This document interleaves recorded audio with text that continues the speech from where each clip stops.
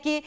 जब आपको ये मौका मिले तो, और जैसा कि आप कह रही हैं कि राजनीति एक बहुत बड़ा प्लेटफॉर्म है जहां पर आप लोगों के साथ मिलकर और उनकी सेवा कर सकती हैं, तो फिर वो देखना होगा। बहरहाल देखिए, हमारे साथ मैथिली लगातार रही और उन्होंने बताया कि किस तरह से मुलाकात हुई। और देखिए, जब इंडिया न्यूज पर उन्होंने बातचीत की तो उन्होंने ये कहा कि हाँ, लगभग सब कुछ तय है, बस इंतजार इस बात का है कि अंतिम घोषणा हो। और कुल मिलाकर उन्होंने अपना स्टैंड बिल्कुल क्लियर किया कि वो आखिरकार बीजेपी में क्यों जाना चाहती हैं, उनके प्रधानमंत्री मोदी के लिए किस तरीके से जो सोच है, जो विचार है वो रखती हैं। और साथ ही उन्होंने ये भी कहा कि हाँ, ये उम्र मेरी छोटी है लेकिन ये अपने लिए सोचना सेल्फिशनेस हो जाएगा, इसीलिए हाँ, राजनीति में आकर वो लोगों के बीच अथॉरिटी पाकर लोगों की सेवा करना चाहती हैं, कहते हुए नजर आई हैं मैथिली ठाकुर।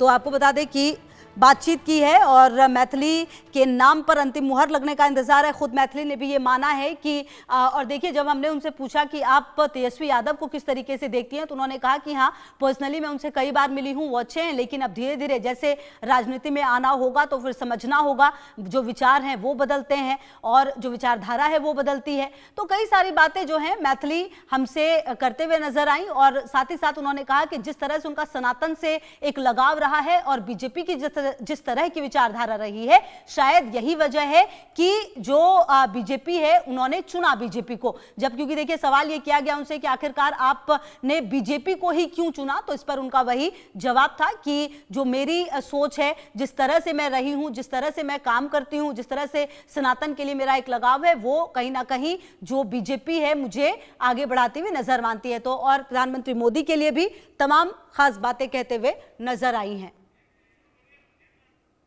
तो आपको बता दें कि मुलाकात हुई है और अपने आप में ये मुलाकात काफी महत्वपूर्ण रही है। बढ़ते